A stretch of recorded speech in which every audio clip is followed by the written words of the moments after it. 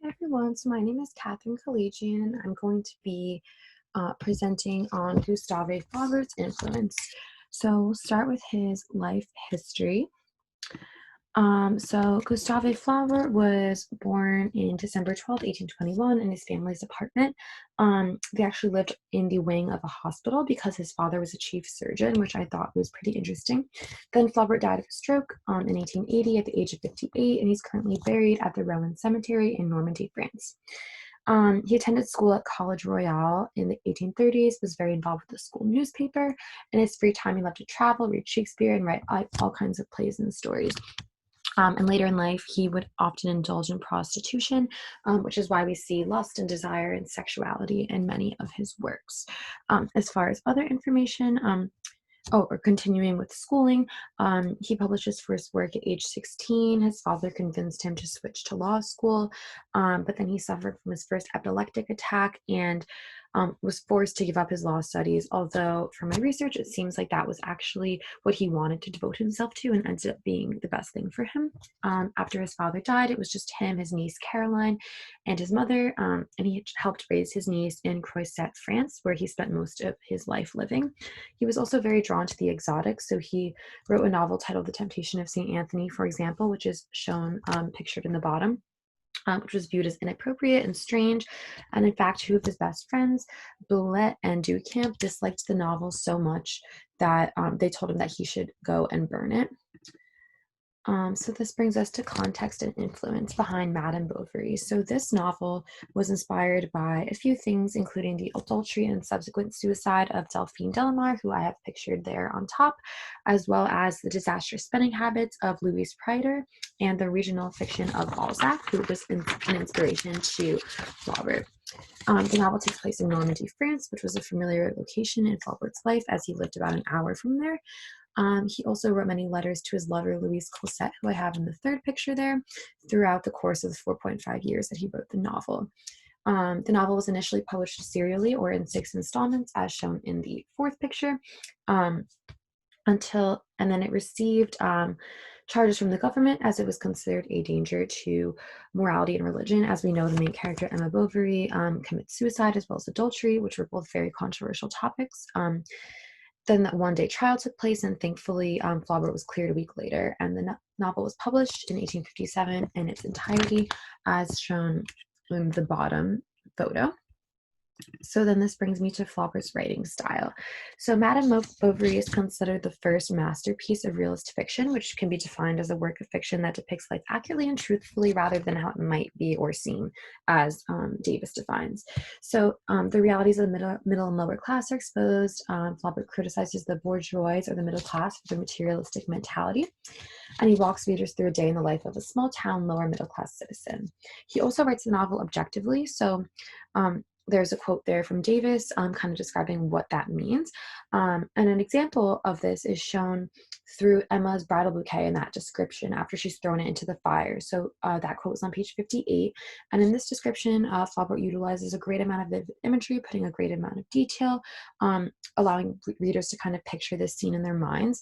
And rather than outwardly sharing his thoughts on Emma's marriage through the usage of narration, he creates this negative environment and this like precise scene for readers to decide for themselves how they should feel and how he may be feeling without outwardly stating it.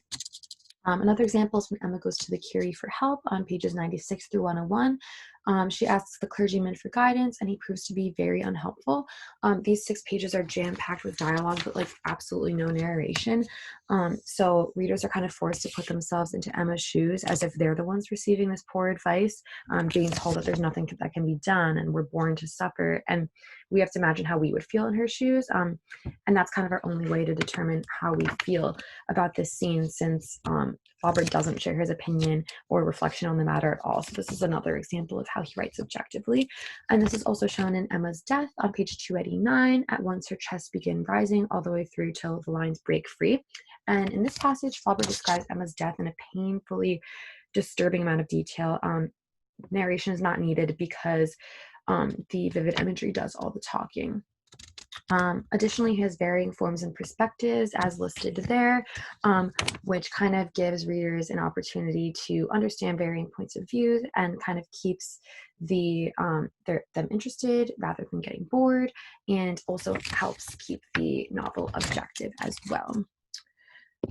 Then this takes us to Emma Cest Moy. So this is when Flaubert wrote in a letter, Emma says moi, which translates to Emma, that's me. And many argue that Flaubert sees himself in Emma, which is why he said this. For example, Flaubert never got married. He had numerous experiences with both male and women prostitutes. Therefore, he broke away from sexual norms, just as Emma did. As we know, she would speak to her husband rudely. She had multiple affairs. She refused to succumb to the expectations of purity, domesticity, and obedience that were set for women at the time. And Flaubert, in that similar sense, also broke away from the norms during his period. For example, while on an 18-month trip through the Northeast, Flaubert experienced an oasis of erotic satisfaction and sexual distraction by indulging in many prostitutes. According to the Washington Post, he explored all of his sexual curiosities and desires, which included watching a famous stripper perform what was known as a bee dance and then sleeping with her among cockroaches, as well as sleeping with an Egyptian bath boy. And he even describes the Red Sea as caressing his body like 1,000 liquid breasts. So clearly, even his writing at the time was filled with these sexual innuendos and suggestive language. Similarly, he uses this suggestive language in his love letters to Louise Colset, kind of saying things like, I wish to gorge you with all the joys of flesh until you faint and die. I want you to be astonished by me, to confess to yourself that you have never even dreamed of such transports. So this is also kind of seen in Emma Bovary, for example, on page 130, as well as 235 through 236 in her dialogue with Rodolphe, her lover who she's having an affair with. They speak to each other about their lust and desire in a similar fashion that Flaubert does with his lover in real life. He also has a desperate financial situation when he has to help out his niece, Caroline, and that has led to him ruining himself, according to Davis. And another example of this in Madame Bovary is when on page 260, Madame Bovary kind of turns to seduction as a means to get the money that she needs. So they both kind of have these desperate financial situations. And similarly, they both have early feminist ideas, as shown in the quote.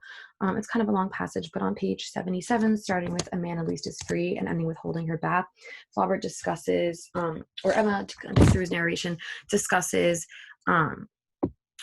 how women are held back in ways that men are not, and how they have all these capabilities and opportunities that women are not presented with. And you can hear a bit of Flaubert's voice in this passage. And since there is such minimal narration in the book, you really have to pay attention to the small amount that there is. And based off that small amount of narration, such as that quote, I really do think that he is an early feminist and kind of expresses these progressive ideas.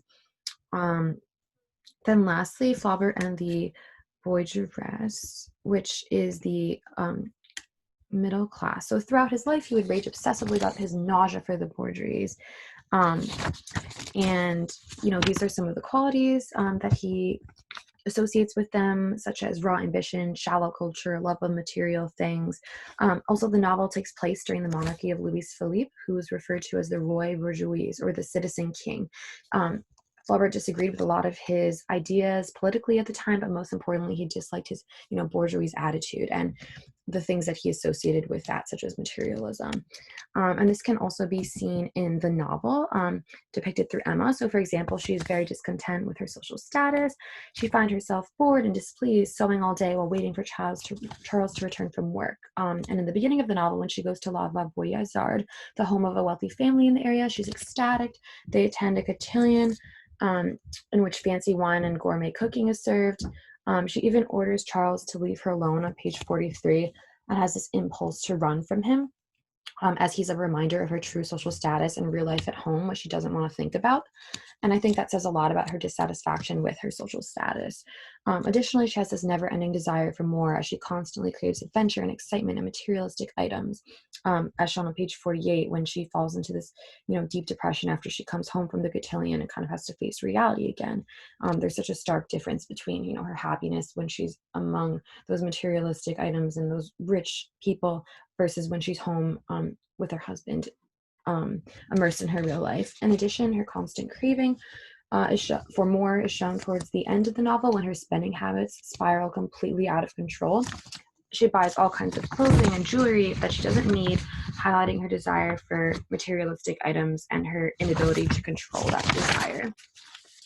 Um, Also, in a letter, Flaubert tells his lover, Louise Colette, about his interest in the grotesqueness of the sensitive, poetic individuals made up of cliched um, ideas, and he hopes to exploit these individuals and their unrealistic desires and how they will ruin them.